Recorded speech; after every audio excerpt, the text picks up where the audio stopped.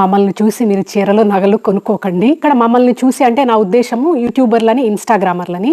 So నాకు తెలిసి ఇప్పుడు యూట్యూబ్ చూసేవాళ్ళు కానీ, ఇన్స్టాగ్రామ్ చూసేవాళ్ళకి కానీ ఒక ఐడియా వచ్చేస్తుంటుంది ఇక్కడ సిస్టమ్ ఎలా వర్క్ అవుతుంది అని. ఈ సోకాల్డ్ సోషల్ మీడియా ఇన్ఫ్లుయెన్సర్స్ యూట్యూబ్లో కానీ, ఇన్స్టాగ్రామ్లో కానీ రోజుకో చీర ఆర్ డ్రెస్సు ఆర్ ఇంకా చెప్పాలంటే పూటకో చీర డ్రెస్సు మారుస్తూ ఉంటారు.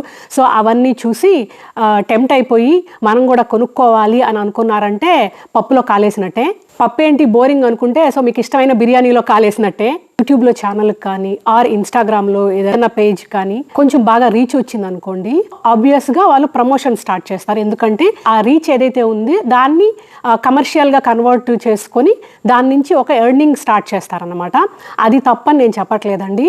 ఇప్పుడు అది తప్ప ఒప్ప అనే డిబేట్కి ఇప్పుడు అవసరం లేదు మనకి. ఈ వీడియో స్కోప్లో లేదు అది తర్వాత ఎప్పుడైనా మాట్లాడుకుందాము. సో అలాగా ఎప్పుడైతే ఒక రీచ్ వచ్చిన తర్వాత ప్రమోషన్స్ స్టార్ట్ చేస్తారనమాట.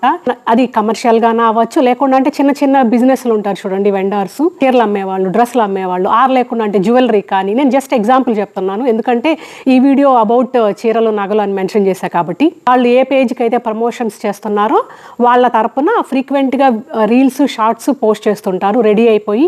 అంటే అది వాళ్ళు ఆల్మోస్ట్ ఒక ప్రొఫెషన్ లాగా తీసుకుంటారు. అలాంటివి చూసి సాదా సీదా జనం ఎవరైతే ఉన్నారో వాళ్ళు టెంప్ట్ అయిపోయి ఓ ఇది బాగుంది కదా, ఎందుకంటే ఆబ్వియస్గా కళ్ళ ముందు అదే కనిపిస్తుంది అనుకోండి, టెంప్ట్ అయ్యే జనాలే ఎక్కువ మంది ఉంటారనమాట. సో అది టెంప్ట్ అయిపోయి ఇంకా వేలం వెర్రిగా చీరలు కొనుక్కోవడం. ఇప్పుడు 1 గ్రామ్ జ్యువెలరీ అని వచ్చింది కదండి, పండక్కో నగలు వేసుకోవచ్చు, కొత్తదనంగా ఉంటుంది, వేసిన నగలే వేసుకోవడం బోర్ అనే థాట్ ప్రాసెస్లోకి వెళ్ళిపోతున్నారనమాట. అలాగా వచ్చిన సంపాదనలో ఇలాగా వేస్ట్ చేసే వాళ్ళు కూడా ఉంటారు కదా. సో అది కొంచెం యంగేజ్లో ఉండేటప్పుడు అలాంటి ఇమ్మెచ్యూరిటీ ఉంటే ఓకే, కానీ బాగా ఏజ్ వచ్చిన తర్వాత కూడా అంత ఇమ్మెచ్యూర్ థాట్స్ ఉంటే అది ఇంకా మీ ఊహకే వదిలేస్తున్నాను.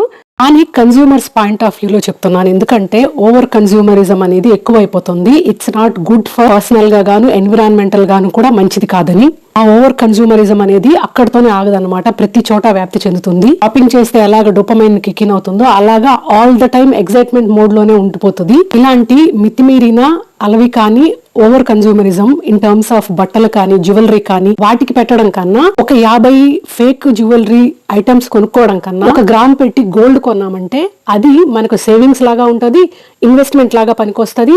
And health wise also it's good to wear gold jewellery. నేను చెప్పేది కొనగలిగిన స్తోమత ఉన్న వాళ్ళ గురించి మాత్రమే. వాటికి మించి ఇంకా బెస్ట్ థింగ్ ఏంటంటే క్వాలిటీ ఆఫ్ లైఫ్ పెంచుకోవడము. ఇన్స్టెడ్ ఆఫ్ ఇలా లెక్కలేనన్ని బట్టలు కానీ ఫేక్ జ్యువెలరీ కానీ కొనడం కన్నా ఆర్గానిక్ ఫుడ్ మీద పెట్టండి. అట్లీస్ట్ హెల్త్ బాగుంటుంది దానివల్ల. మీరే ఆలోచించండి ఒకసారి ఈ విషయం గురించి. హెల్త్ ఇంపార్టెంటా లేకపోతే ఈ ప్రయారిటీస్ ఇంపార్టెంటా?